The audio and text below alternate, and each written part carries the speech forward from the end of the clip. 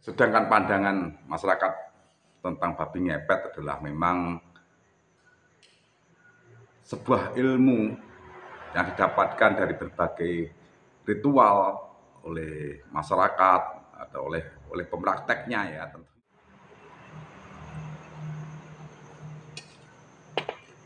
Salam budaya, salam rahayu, salam waras. Sedulurku sekalian, selamat bertemu kembali dengan saya Kang Jinggo di channel Tonatan TV. Kali ini kita akan mengupas satu bentuk praktek pesugihan yang dikenal oleh masyarakat Jawa, yakni tentang babi ngepet.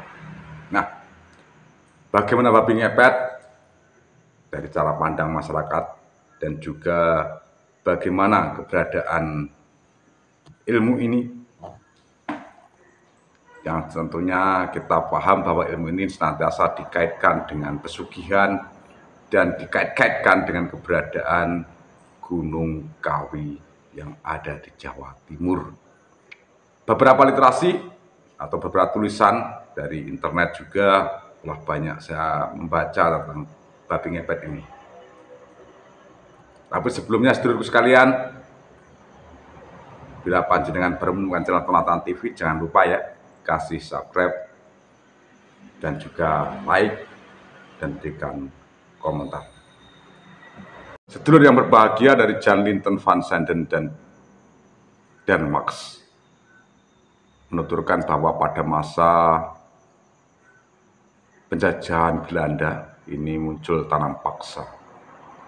Di saat tanam paksa inilah para petani itu dipaksa untuk menanam, ya, dipaksa untuk menanam tumbuhan-tumbuhan atau tanaman-tanaman yang nantinya harus dijual kepada para tengkulak penjajah Belanda dengan harga yang tentunya di bawah harga ya, karena tanah paksa ini bagaimana pada masa itu ya, kita tahu kejaman penjajah semacam itu yang digambarkan. Para petani-petani ini, sedulurku sekalian, karena kita suruh melaksanakan tanam paksa ini, ya juga menjadi miskin ya. Nah, pada masa itu juga bersamaan dengan para praktek dagang yang dilakukan oleh orang-orang pribumi dan juga orang-orang Tionghoa. Yang menurut pandangan petani, kata Jan Linten, ini adalah tiba-tiba kaya. Gitu. Dagang itu tiba-tiba kaya.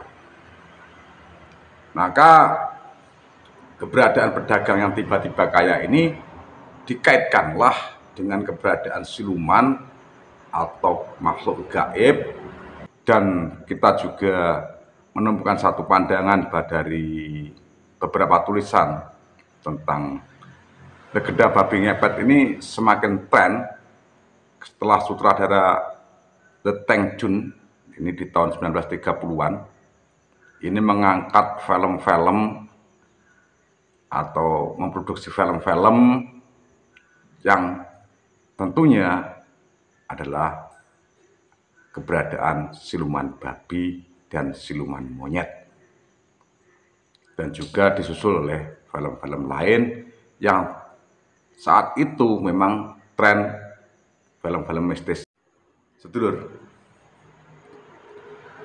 kalau kita melihat babi ngepet ini atau cara pandang tentang babi ngepet dari sudut pandang kita masyarakat Jawa, tentunya kita juga percaya keberadaan dunia lain. Babi ngepet adalah salah satu ilmu yang diperoleh dengan cara-cara ritual yang harus dijalani oleh para praktek. Nah, bagaimana babi ngepet ini cara mendapatkannya? Ada berbagai versi. Ada yang katanya babi ngepet ini memakai tumbal untuk mendapatkannya, yang mana tumbalnya adalah kerabat sendiri. Selain itu juga ada praktek-praktek sesajen. Ya, sajen ini adalah kembang setaman, ada minyak untuk mendapatkan ilmu tentang babi ngepet ini. Setelah itu, untuk mempraktekkan babi ngepet, kalau dalam pandangan kita juga di film-film ya, itu adalah ada satu lembar kain hitam yang dibeber di rumah atau di kamar rahasia itu, lalu dinyalakanlah lilin. Setelah itu seorang memiliki ilmu ini akan berubah dirinya dalam sekejap menjadi seekor babi. Lalu dia keluar dari tempat rahasia itu, dan bila ingin mendapatkan uang itu tinggal menggesek-gesekkan dirinya kepada dinding yang dituju atau si korban yang mau dicuri uangnya, maka dia telah berhasil mencuri uang tersebut tanpa diketahui, gitu ya. Tanpa diketahui. Nah, lalu lilin tadi yang dinyalakan tadi itu harus dijaga, karena nanti kalau goyang-goyang cepat atau goyangnya lambat atau bagaimana atau tenang, kalau tenang tidak ada apa-apa, tapi kalau bergoyang dengan cepat itu bertanda ada bahaya. Maka sing nunggu lilin kudu nyebu lilin mak put, akhirnya mati liline, babi ini berubah menjadi manusia kembali. Ini kalau yang kita lihat di film-film ya, atau kita lihat dalam kisah-kisah mungkin semacam itu tentang babi ngepet. Saya juga nggak tahu, saya juga nggak mengerti ya tentang hal semacam itu.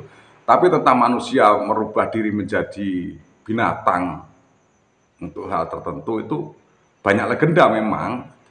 Di Ponorogo juga ada legenda-legenda manusia merubah diri menjadi harimau, itu juga banyak kisah-kisah semacam itu.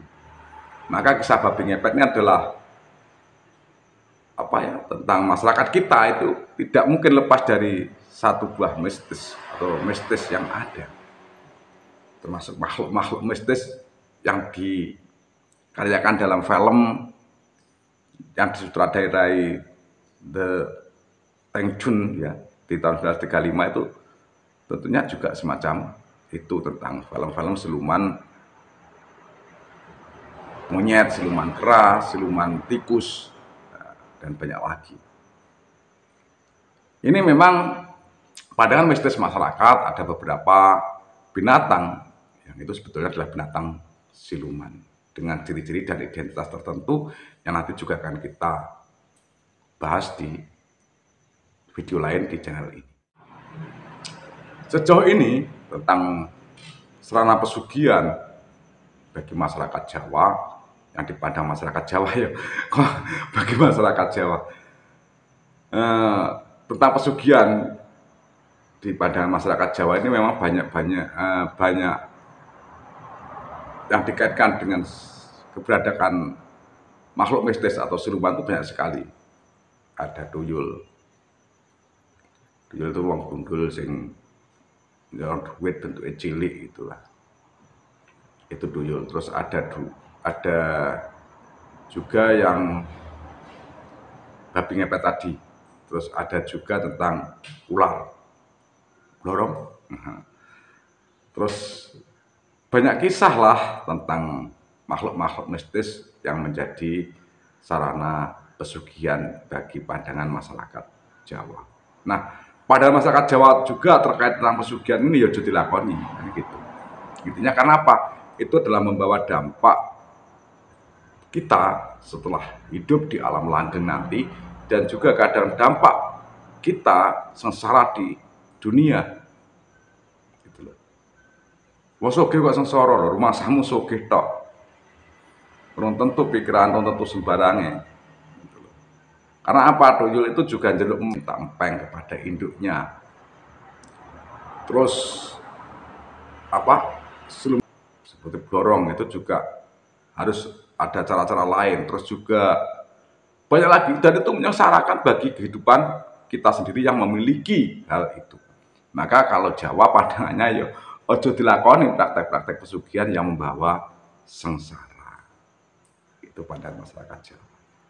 Sebetulnya kalau kita lihat dari kisah-kisah dan kita lihat dari berbagai bentuk film, cerita dari nenek-nenek kita yang menuturkan itu, kalau praktek pesugihan itu tentunya nantinya juga setelah meninggal itu menjadi pagar, menjadi tembok, menjadi dinding ini istana, menjadi ini dibawa arwah itu dibawa ke tempat di mana kita memuja atau minta pesugihan tersebut. Ini sakjane yo karepe yo jangan menduakan Tuhan lah. Jangan menduakan Tuhan. Minta itu hanya satu kepada Tuhan. Kan karepe kur ngono ya jane. Kalau dari penuh kisah-kisah itu ya jangan hutuyul lah. Tapi kerja sing giat, ikhtiar sing mempeng kan. Karepe hanya itu. Yang dimaksud oleh mbah-mbah kita dahulu. Jadi kita itu tidak usah menyandarkan kepada siluman, kepada bentuk-bentuk lain, dan jangan mengandalkan tentang kemampuan kita terhadap ilmu kita. Kalau kita ini mengandalkan kemampuan kita, kerja kita, ikhtiar kita, opo sesane awake dhewe tanpa campur tangan Tuhan. Kan itu yang dikatakan mbah-mbah kita tentang keberadaan tuyul, babi ngepet dan sebagainya itu. Kalau ada ya ada atau tidak itu tidak penting. Yang penting kowe ra menduakan Tuhan gitu loh. Dan tidak merasa menjadi Tuhan. Dulurku, komentar panjenengan saya tunggu di kolom komentar. Triungkapan ono nopo, ono awan ono pangan, salam budaya, salam rahayu, salam waras.